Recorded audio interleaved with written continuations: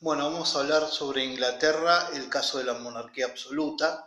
Durante el siglo XVII, Inglaterra vivió una profunda crisis política, ¿no? Tuvo dos revoluciones y nunca pudo establecer lo que es una monarquía absoluta como sistema de gobierno. Eso en Inglaterra, ¿no?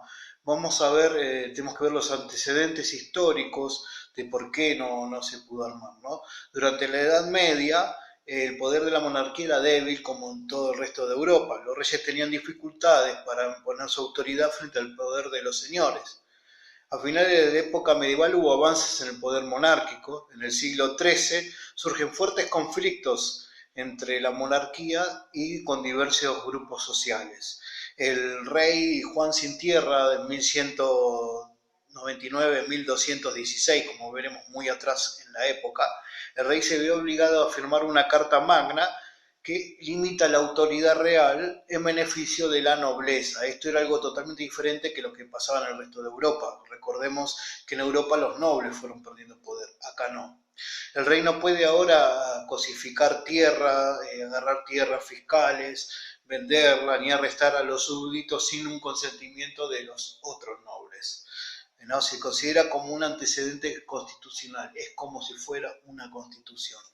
Posteriormente se establece un parlamento, una asamblea, ¿no? Que está integrada por miembros de la nobleza y del alto clero de la iglesia. Esto es la Cámara de los Lores. Y lo otro que forma el parlamento es la Cámara de los Comunes, que es representantes de cada comuna que vendrían a ser, que no eran de los nobles, ¿no? Bueno, después tenemos también cómo fue el inicio de la modernidad en Inglaterra. Comienza el periodo de la organización del Estado, como ha pasado en el resto de Europa. La monarquía de la nueva dinastía Tudor puede relegar el poder al Parlamento, ¿no? Tenemos a Enrique VII, Enrique VIII e Isabel I lograron restablecer en parte un poder monárquico, pero no del todo, ¿no? La corona fracasó, entre otras causas, porque no tuvo un ejército permanente ni una burocracia eficaz, o sea, gente que trabaje en el Estado para la monarquía. Sus recursos económicos también eran limitados y tenían que recurrir mucho al aumento de los impuestos para poder solventar sus proyectos. Entonces vemos cómo la nobleza sostuvo aquí en mucho tiempo a la monarquía económicamente hablando, cosa que pasaba al revés en el resto de Europa, ¿no? Los sectores medios, la pequeña nobleza y la burguesía se oponían generalmente al absolutismo, porque veían como una aristocracia ociosa, holgazana, ¿no? Concibieron el Parlamento como un instrumento eficaz para controlar el poder del rey. Entonces vemos cómo la pequeña nobleza y la burguesía veían al Parlamento como una forma de controlar el poder del rey. Después hubo intentos absolutistas de los primeros Estuardos, que era una familia de reyes, y tuvieron consecuencias, que esa es una guerra civil. La dinastía de los Estuardos comenzó con Jacobo I. Jacobo I, 1603-1625, al morir Isabel I de Tudor, no deja descendencia, entonces Jacobo intenta dar un gobierno con características absolutistas, ¿no? Al principio inició persecuciones religiosas, se persiguió sobre todo a los puritanos, que eran protestantes, que querían un regreso a la primitiva sencillez del culto, eran defensores de una moral muy estricta, y estos fueron obligados a emigrar, a salir de Inglaterra, y algunos se fueron hacia América del Norte, donde fueron los primeros colones que hubo en América del Norte, lo que es hoy Estados Unidos. Entonces vemos cómo estalla una guerra civil, que estamos hablando de 1642-1648.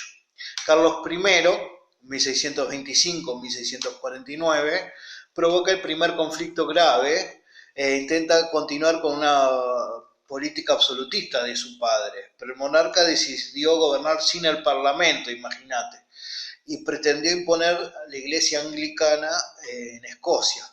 El Parlamento, ante la postura del rey, resolvió tomar el poder y gobernar sin rey directamente. En 1642 estalló la revolución, que desembocó en una guerra civil, y vemos que se destaca un personaje que es Cromwell, o Oliver Cromwell, que fue un personaje que lo vamos a ver ahora. La guerra civil, ¿qué se enfrentan? Se enfrentan los caballeros contra los cabezas redondas. Los caballeros, Carlos I organiza un ejército en el norte y contó con el apoyo de la alta nobleza. Y el clero anglicano. Anglicano era la iglesia de Inglaterra, la iglesia anglicana, que no era católica. Y con ciertos sectores de los católicos. Los seguidores recibieron el nombre de caballeros porque eran de altas clases sociales. Los cabezas redondas era un grupo que estaba integrado por pequeña nobleza, la burguesía y los campesinos. Recibían el nombre de cabezas redondas porque usaban los pelos cortos, a diferencia de los caballeros que llevaban el pelo largo y rizado. El libero Cromwell y los castillas de hierro. Entre las cabezas redondas se destacó Liberio Cromwell. Era un miembro de la Cámara de los Comunes del Parlamento y era un puritano. Cromwell se convirtió en general del ejército parlamentario. Impuso a sus soldados una estricta disciplina, los llamaba los Ironsides. Ironsides en inglés significa los costillas de hierro. Además de llevar armas, cada soldado llevaba una Biblia a la guerra, y luchaban, dice que entonando salmos, es lo que cuenta, ¿no? La contienda era para ellas como una guerra santa. El ejército parlamentario, a las órdenes de Cromwell, derrota al rey, el monarca es ejecutado en 1649. Y entonces se forma lo que es una dictadura disfrazada de república. Muerto el rey, el parlamento establece una república. El poder ejecutivo está a cargo ahora de un Consejo de Estado integrado por 40 miembros. El poder legislativo estaría a cargo del Parlamento, integrado solamente por las cámaras de los comunes, ¿no? O sea, los que iban a hacer la ley, lo iba a hacer el Parlamento, los que iban a hacer las leyes, lo hacía el Parlamento, integrado por las cámaras de los comunes. Pero Cromwell, respaldado por su ejército, impuso su autoridad sobre ambos cuerpos y él estableció una dictadura que fue de entre 1653 y 1658. Era disfrazada la república, aunque estaba el parlamento haciendo las leyes, era una dictadura. Cromwell fue designado Lord Protector. Aplicó un puritanismo muy radical, muy extremista, controló duramente las costumbres de toda la sociedad. Y bueno, y después lo que podemos encontrar destacado en el nivel económico fue que Inglaterra fueron muy importantes y hicieron actas de navegación. En las actas de navegación no dejaban que ningún barco de otras naciones pudieran transportar cosas que fueran de Inglaterra o que llegara a Inglaterra. Entonces esto perjudicó, por ejemplo, a los holandeses, que eran los que hacían el transporte del comercio. A partir de esta disposición de las actas de navegación se empezó a construir una gran cantidad de navíos, que le sirvió muy bien al reino. Esto le permitió desarrollar una marina comercial inglesa muy importante, que esto va a ser muy importante para el futuro. Y eso podemos ver en cuanto a lo comercial. La dictadura moral y material de Cromwell lo llevó a que hubiera un insoportable malestar entre la población inglesa. Al morir Oliverio Cromwell, volvió a gobernar en el país la dinastía de los Estuardos, volvieron los reyes. Los Estuardos provocan una nueva revolución.